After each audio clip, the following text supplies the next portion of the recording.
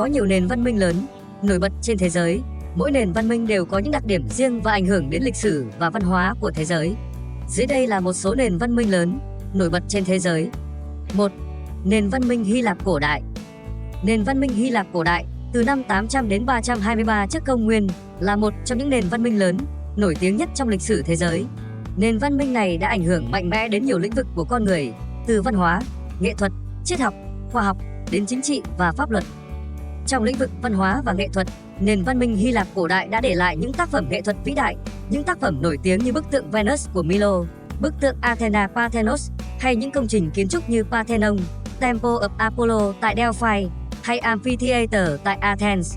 Trong lĩnh vực triết học và tôn giáo, Hy Lạp cổ đại đã đóng góp rất nhiều cho triết học phương Tây với các nhân vật nổi tiếng như Plato, Aristotle và Socrates.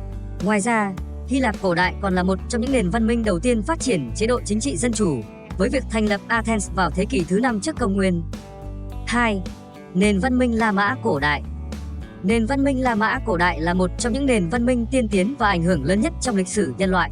Nó bắt đầu phát triển vào khoảng thế kỷ 8 trước công nguyên và kéo dài đến thế kỷ 5 sau công nguyên. Nền văn minh La Mã cổ đại được tạo ra bởi người La Mã, một dân tộc bản địa sống ở vùng Latium ở Trung Ý. Về mặt chính trị, nền văn minh La Mã cổ đại là một nền quân chủ và thành lập hệ thống pháp luật lai độc đáo với nguyên tắc căn bản là công lý và sự công bằng. Công dân La Mã được phân loại thành 2 tầng lớp, đó là tầng lớp Patricians, quý tộc, và Plebeians, dân thường. Mỗi công dân La Mã đều có quyền bầu cử và được xem là những người có quyền lực trong chính trị. Về mặt văn hóa và nghệ thuật, nền văn minh La Mã cổ đại có sự đa dạng phong phú trong các lĩnh vực như kiến trúc, điêu khắc, hội họa và văn học. Ví dụ như các công trình kiến trúc nổi tiếng như Colosseum, La Mãn, Pantheon và nghệ thuật điêu khắc La Mã cổ đại cũng là một điểm đến hấp dẫn của du khách. 3. Nền văn minh Trung Quốc cổ đại. Nền văn minh Trung Quốc cổ đại khoảng 1600 trước công nguyên đến 221 trước công nguyên là một trong những nền văn minh lớn và đa dạng nhất trong lịch sử thế giới, ảnh hưởng đến nhiều lĩnh vực. Trong lĩnh vực triết học, nền văn minh Trung Quốc cổ đại đã đóng góp rất nhiều cho thế giới với các triết lý như đạo lý của Lão Tử, tư tưởng của Khổng Tử và Mạnh Tử, và triết lý về thiên nhiên và con người đã ảnh hưởng sâu sắc đến tư tưởng phương Đông và Tây. Nền văn minh Trung Quốc cổ đại cũng đã để lại nhiều di sản văn hóa, nghệ thuật, kiến trúc và thủ công mỹ nghệ. Ví dụ như tranh dân gian Trung Quốc, những bức tượng đồng và đá, các công trình kiến trúc nổi tiếng như Tả Thanh Tiên, Cốc Lầu. Nền văn minh Ai Cập cổ đại.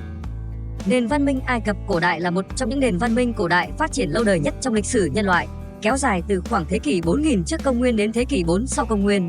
Nền văn minh này được xây dựng bởi người Ai Cập, một dân tộc bản địa sống ở phía đông bắc châu Phi. Nền văn minh Ai Cập cổ đại phát triển mạnh mẽ trong lĩnh vực chính trị, kinh tế và văn hóa. Về mặt chính trị, Ai Cập cổ đại là một nền quân chủ với phong kiến phong phú. Những vị vua Ai Cập được coi là những vị thần và có quyền lực vô hạn. Tuy nhiên, họ phải tuân thủ các quy tắc xã hội và pháp luật của đất nước. Về mặt văn hóa và nghệ thuật, nền văn minh Ai Cập cổ đại có các đóng góp to lớn trong kiến trúc, điêu khắc, nghệ thuật và văn học. Các công trình kiến trúc nổi tiếng như kim tự tháp Giza, đền thờ Karnak và Luxor cùng với nghệ thuật điêu khắc như bức tượng mặt nạ vàng cũng được xem là các tác phẩm nghệ thuật kinh điển của Ai Cập cổ đại. 5. Nền văn minh Ấn Độ cổ đại. Nền văn minh Ấn Độ cổ đại là một trong những nền văn minh lớn nhất và phát triển nhất trong lịch sử nhân loại, kéo dài từ khoảng thế kỷ 3000 trước công nguyên đến thế kỷ 6 sau công nguyên. Nền văn minh này được xây dựng bởi các tộc người Aryan, sống tại vùng Bắc Ấn Độ ngày nay. Nền văn minh Ấn Độ cổ đại phát triển mạnh mẽ trong các lĩnh vực chính trị, tôn giáo, khoa học, văn hóa và nghệ thuật. Tôn giáo Hinduism và Buddhism đã được sinh ra trong nền văn minh này và đóng vai trò rất quan trọng trong văn hóa và tư tưởng của Ấn Độ. Nền văn minh Ấn Độ cổ đại đã đóng góp nhiều cho các lĩnh vực như toán học, thiên văn học, y học và triết học. Các nhà triết học nổi tiếng như Gautama Buddha, Mahavira và Adi Shankara đã sinh ra và phát triển các triết lý tôn giáo và triết học ở Ấn Độ. Các công trình kiến trúc nổi tiếng như Taj Mahal, cung điện Amber và các tòa đại thánh của Khajuraho là các ví dụ điển hình cho kiến trúc của Ấn Độ cổ đại. 6. Nền văn minh Phoenicia. Nền văn minh Phoenicia được coi là một trong những nền văn minh cổ đại lâu đời nhất ở vùng Địa Trung Hải. Nền văn minh này bắt đầu từ khoảng thế kỷ 15 trước công nguyên và kéo dài đến thế kỷ thứ 6 trước công nguyên. Phoenicia nổi tiếng với việc sản xuất và thương mại các sản phẩm đặc trưng như những chiếc thuyền lớn, sản phẩm thủ công và các sản phẩm thủy tinh, đồ đồng và bạc. Thành phố cảng Katha của họ trở thành một trung tâm thương mại quan trọng và chiếm ưu thế trên vùng Địa Trung Hải. Tuy nhiên, nền văn minh Phoenicia đã chịu sự tàn phá và suy thoái bởi các cuộc xâm lược và chiến tranh trong thế kỷ thứ 6 trước công nguyên, khi Katha bị đánh bại và phá hủy bởi đế quốc La Mã. Tổng quan, nền văn minh Phoenicia đã để lại một di sản quan trọng cho thế giới với sự phát triển của thương mại, văn hóa và ngôn ngữ, và có ảnh hưởng đến các nền văn minh khác trong lịch sử. 7. Nền văn minh Maya. Nền văn minh Maya là một nền văn minh cổ đại của người Maya, phát triển từ khoảng 2.000 năm trước công nguyên đến khoảng thế kỷ 16 sau công nguyên trên các khu vực ở Mesoamerica, bao gồm các khu vực ở Mexico, Belize, Guatemala và Honduras ngày nay. Nền văn minh Maya có những đặc trưng độc đáo, như việc sử dụng hệ thống chữ viết hình tượng phức tạp, được gọi là chữ viết Maya.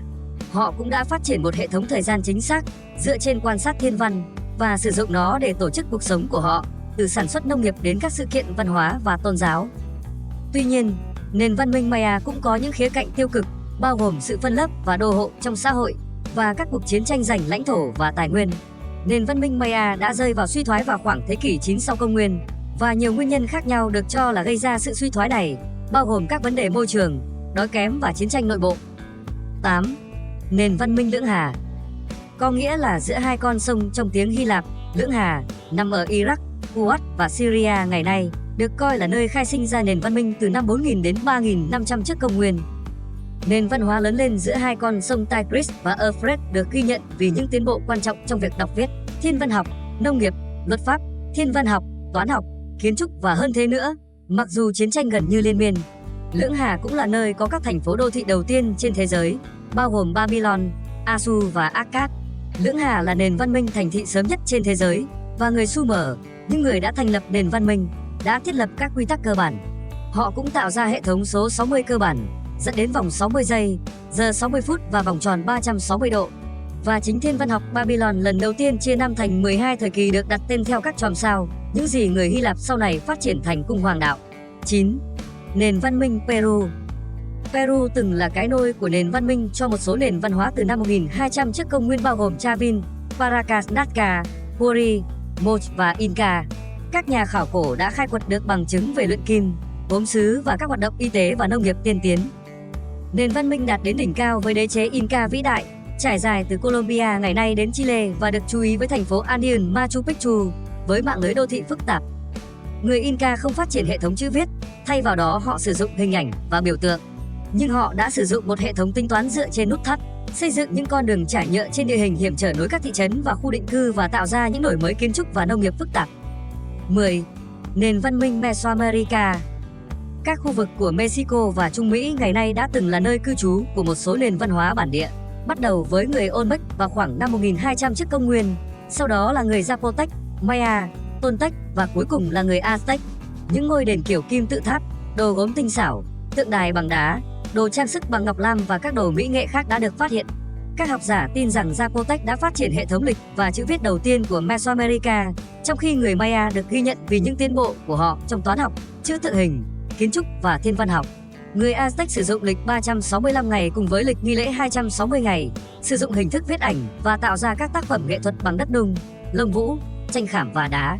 Cuộc xâm lược Tây Ban Nha năm 1519 do Hernán Cortés lãnh đạo, được hỗ trợ bởi kẻ thù Mesoamerican của người Aztec, đã đưa nền văn minh Aztec kết thúc vào năm 1521. 11. Nền văn minh Teotihuacan. Khi người Aztec khám phá và mở rộng đế chế của mình, họ tình cờ phát hiện ra tàn tích rộng lớn của một thành phố bí ẩn bị bỏ hoang từ nhiều thế kỷ trước và nảy ra trong đầu ý nghĩ các kiến trúc sư phải có sức mạnh thần thánh. Họ đặt tên cho tàn tích là Teotihuacan. Thành phố Teotihuacan định cư khoảng 100 năm trước công nguyên và đến thời Hoàng Kim 500 năm sau, có diện tích hơn 9 dặm vuông được bố trí trong một quy hoạch sẵn, bao gồm hơn 5.000 cấu trúc, và người ta tin rằng ở thời Hoàng Kim, dân số là từ 120.000 đến 200.000 người. Nền văn minh Teotihuacan sụp đổ một cách bí ẩn vào khoảng năm 550, có thể bị thiêu rụi. Các học giả vẫn không thể đọc các biểu tượng, hiểu tôn giáo của họ và thậm chí không biết chắc liệu họ có một nhà cai trị, tầng lớp ưu tú hay quân đội cụ thể hay không. Khi công việc khảo cổ học và nghiên cứu tiếp tục, có lẽ một ngày nào đó nhiều câu hỏi quan tâm sẽ được trả lời. 12. Nền văn minh của người Viking của Greenland. Người Viking ở Greenland định cư trong thời kỳ ấm áp vào khoảng năm 1000 sau công nguyên, nhưng ngay cả trong thời kỳ lạnh giá được gọi là kỳ băng hà nhỏ, họ vẫn sống chủ yếu dựa vào chăn nuôi và xây dựng nhà thờ, trong khi lãng phí tài nguyên thiên nhiên như đất và gỗ. Trong khi bộ phận những người Eskimo săn hải cẩu, cá voi đã sống sót trong cùng một thời kỳ khí hậu. Việc định cư của người Viking bắt đầu từ năm 985 sau công nguyên, khi Eric the Red dẫn đầu một đội thuyền gồm 25 chiếc đến thuộc địa Greenland. Người ta tin rằng có 2 thuộc địa trong khu định cư của người Viking, một khu định cư phía đông lớn hơn và một khu định cư phía tây nhỏ hơn, và trong hàng trăm năm, dân số của họ lên đến đỉnh điểm chỉ là 5.000 người.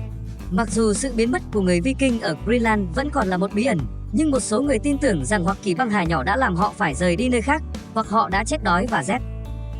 13. Cư dân của nền văn minh đảo Phục Sinh. Đảo Phục Sinh, một trong những nơi xa xôi nhất trên thế giới, đã được người Polynesia phát hiện trong khoảng từ năm 300 đến 1200 sau công nguyên. Mặc dù không có những chiếc xe vận chuyển hoặc động vật kéo xe, làm thế nào người dân đảo Phục Sinh có thể dựng lên hàng trăm bức tượng đá khổng lồ được gọi là moai vẫn là một bí ẩn. Moai lớn nhất có chiều cao gần 10 mét, 32 feet và nặng 82 tấn.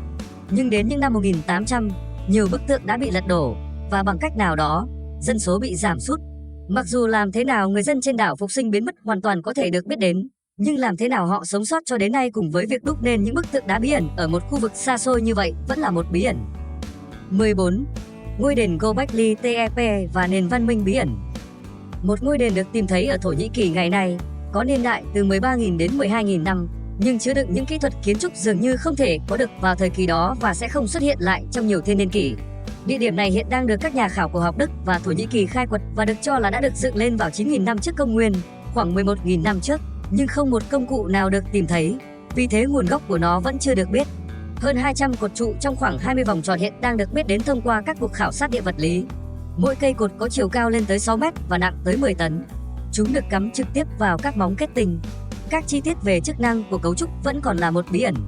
Các cuộc khai quật đã được tiến hành từ năm 1996 bởi Viện Khảo cổ Đức, nhưng phần lớn vẫn còn đang được khảo sát.